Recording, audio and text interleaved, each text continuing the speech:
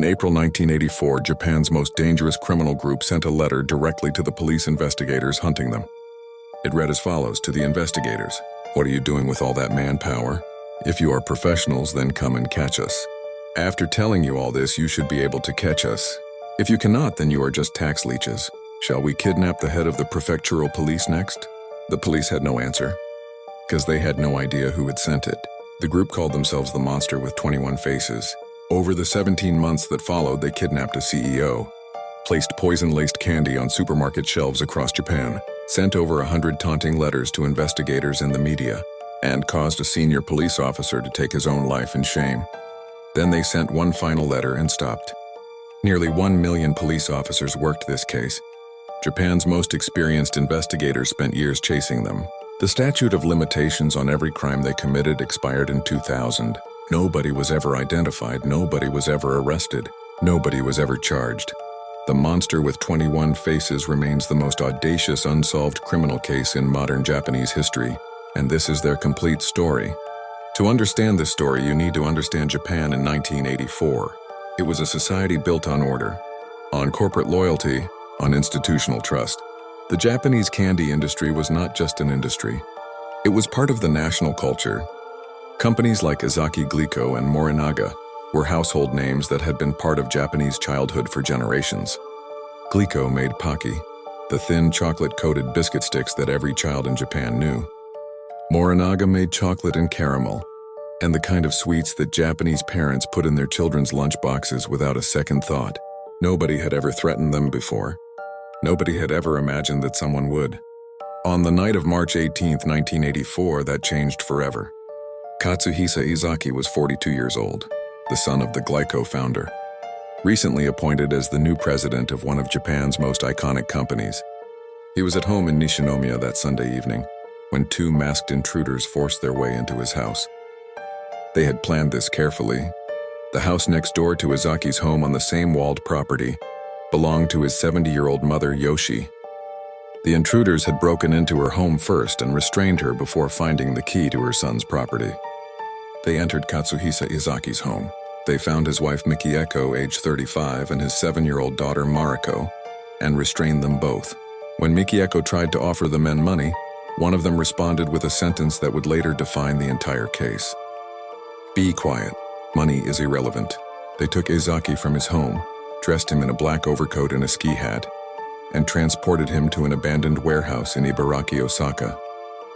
There they issued their demand: 10 billion yen in cash, 100 kilograms of gold bars. In exchange, Ezaki would be returned unharmed and damaging company secrets would remain secret.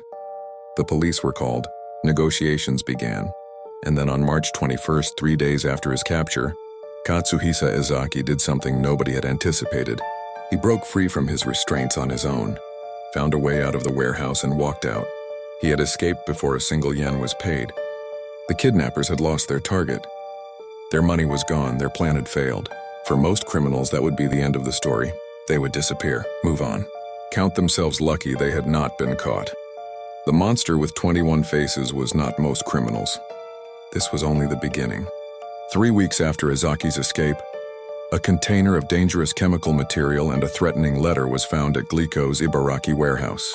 The letter introduced the group for the first time with a name they had chosen themselves: the Monster with 21 Faces. The name came from a fictional villain called the Fiend with 20 Faces from a famous series of Japanese detective novels by author Edogawa Rampo. The group had added one face to the original, as if to say they were something even the fiction could not imagine. On April 10, 1984, vehicles in the parking lot of Glico's headquarters were set on fire. The damage was significant. On April 16th, another threatening container was found at the Glico factory in Osaka. And then on May 10, 1984, Glico received a threatening letter claiming that candy products had been laced with harmful substances and placed on store shelves across Japan. Authorities made a decision that would cost the company everything. They pulled every single Glico product from every grocery store in Japan. The result was catastrophic. Glico lost more than 20 billion yen, the equivalent of approximately $100 million US. Over 450 part-time workers were laid off immediately. The most famous candy company in Japan had been brought to its knees by a letter and a threat. But here is what made the monster unlike any criminal group Japan had ever encountered. While the investigators scrambled, while the company bled money, while the country watched in disbelief, the monster with 21 faces was sending letters to the newspapers, not asking for anything, not demanding payment, just mocking the police. One letter arrived on April 8, 1984, addressed directly to the investigators working the case. It read as follows to the investigators. Are you making any progress? What are you doing with all that manpower? If you are professionals, then come and catch us. We will give you a hint since you need help. There are none of us among Ezaki's relatives. The car we bought was gray. After telling you all this, you should be able to catch us. If you cannot, then you are just tax leeches. Shall we kidnap the head of the prefectural police next? The letter was signed the monster with 21 faces. The police had no answer, because they had no idea who these people were. A security camera inside a Glico-affiliated grocery store captured something critical in 1984. A man who was not a store employee was filmed placing Glico candy products back onto the shelves. Carefully, methodically, one by one, he was wearing a baseball cap pulled low. His face was difficult to identify from the camera angle, but he was clearly placing products that had not come from the store's own stock back onto the shelves. Police studied the footage obsessively. They gave him a name, the Videotaped Man. He became the first physical evidence that the monster with 21 faces was real. But even with footage, the investigators could not identify him. Then on September 12, 1984, a letter arrived at Morinaga Candy Company headquarters. Accompanying the letter were tampered Morinaga food products with evidence of harmful substance contamination. The letter read, "You probably know my name. Your company is doing well because of Glico's loss. If you feel bad about it, give us 100 million yen.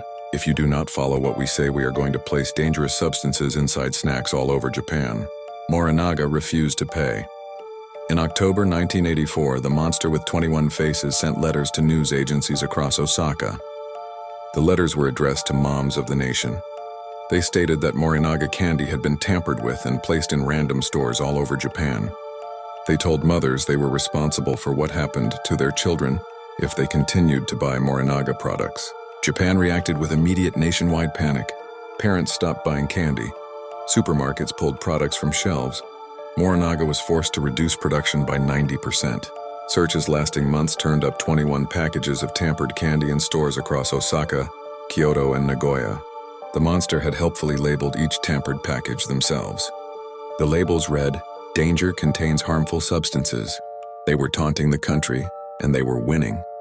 The closest police ever came to catching them happened during a ransom attempt involving another company they were targeting, Marudai Ham. An undercover detective disguised as a company employee was traveling to a cash drop location as instructed by the monster. During the journey, he noticed a man watching him carefully. The man was described in police reports as large and well-built. His hair was cut short and permed, he wore sunglasses, and he had eyes, in the words of the investigators, like those of a fox. From that moment on, this unknown man became known as the Fox-Eyed Man. The cash drop failed because the agreed signal, a white flag displayed from a window, never appeared. The undercover detective and the Fox-Eyed Man both left the train at Kyoto Station. The detective sat on a bench. The Fox-Eyed Man continued to watch him. Then the Fox-Eyed Man boarded a different train. The detective tried to follow. He lost him in the crowd. Police got a second chance months later.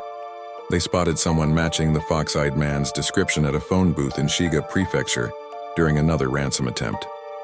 He was wearing a golf cap and glasses. He noticed two agents moving toward him. He walked away calmly into the street. One officer was ordered to let him go. The instruction from headquarters was to wait at the drop location rather than pursue suspects. The Fox-Eyed Man was never seen again. A police sketch of his face was published nationwide. 1 million officers across Japan were shown the drawing. Tips flooded in from the public. None of them led anywhere. On August 7, 1985, the immense pressure of the investigation devastated one of Japan's most senior police officers. Shoji Yamamoto was 59 years old. He was the police superintendent of Shiga Prefecture, the region where the Fox-Eyed Man had been spotted and lost. The case had consumed his professional life for 17 months. The repeated failures to catch the monster, including the loss of the Fox-Eyed Man, had become a source of deep personal and national shame for him. On that August morning, Yamamoto took his own life. He passed away from his injuries. Then the letter said something unexpected. We are bad guys. That means we have more to do than pressure companies. It is interesting to lead this kind of life. Monster with 21 faces, and then they stopped. No more letters, no more threats, no more tampered candy, no more ransom demands. The monster with 21 faces simply ceased to exist. Japan's police never understood why. Was it the weight of Yamamoto's passing? Was it because the fox-eyed man had come too close to being identified? Did a member of the group die or become incapacitated? Did they move abroad? Did they simply agree among themselves that they had won and it was time to stop? Nobody knows. Nobody has ever known. The investigation continued for years. Nearly 1 million police officers were involved across its entire duration. Thousands of suspects were investigated. Hundreds of thousands of tips were followed up. The fox-eyed man's sketch was shown to practically every adult in Japan. The prime suspect who was publicly named was a Yakuza-connected individual named Manabu Miyazaki. He bore a resemblance to the fox-eyed man sketch. He had a documented history of conflict with Glico going back to 1977. He had the connections in the profile, but Miyazaki denied involvement completely. He provided a convincing alibi for the dates in question. He was never arrested. He went on to write a book about the experience of being publicly identified as Japan's most wanted suspect. In 2000, the statute of limitations on every crime committed by the monster with 21 faces expired. The case was formally closed without a single arrest. In March 2022, Manabu Miyazaki passed away. He took whatever he knew or did not know to his grave. The legacy of what the monster with 21 faces did to Japan is still visible today. Every piece of candy you buy anywhere in the world with a tamper-evident seal, a safety wrapper, a sealed inner package, is there because of what happened in Japan between 1984 and 1985. The Japanese confectionery industry adopted tamper-evident packaging immediately after the case. The practice spread globally. The next time you peel open a candy wrapper and see that inner foil seal, you are looking at the permanent reminder of a group that tampered with children's candy and was never caught. The Glico Morinaga case also fundamentally changed how Japanese corporations responded to criminal threats. The immediate decision to pull all Glico products from stores, which cost the company $100 million, was seen afterward as the wrong choice. It proved to the criminals that threatening product safety was an effective weapon against any Japanese company. The monster with 21 faces had demonstrated something deeply unsettling, that a small group of people willing to be completely ruthless could bring an entire industry to its knees. And for 40 years, one question has never gone away. Who were they? Were they organized crime? Were they a radical group with contempt for corporate Japan? Were they a family with a specific grievance? Were they simply brilliant and calculating people who wanted to see how far they could go? The letters they sent give hints but no answers. They were clearly educated. Their writing showed deep knowledge of Japan's legal system, its corporate structures, and its media. They understood how to manipulate public concern with precision. They knew exactly which companies to target and in which order. They knew how to disappear after every encounter with investigators, and they knew when to stop. That last detail is perhaps the most disturbing of all. Most criminal enterprises end with an arrest, a mistake, or an escalation that goes too far. The monster with 21 faces chose their own ending. They decided they had done enough, and they walked away. No criminal group in modern history has done that so cleanly, so completely, so finally. The fox-eyed man boarded a train at Kyoto Station in 1984 and was never seen again. The videotaped man placed candy on a shelf and walked out of the frame and was never identified. The letters stopped arriving. The tampered products ceased. And somewhere in Japan today, if they are still alive, the members of the monster with 21 faces are living completely ordinary lives.